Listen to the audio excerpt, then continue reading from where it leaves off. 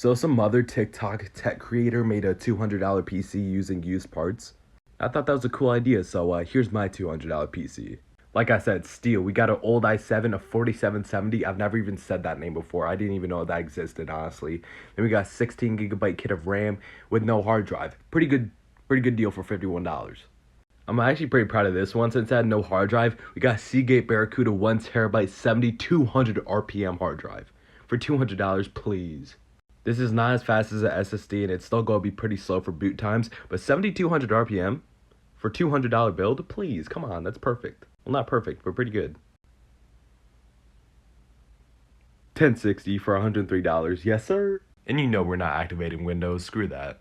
I would not bet on this PC actually functioning, but if it did, that's a freaking crazy build for $200.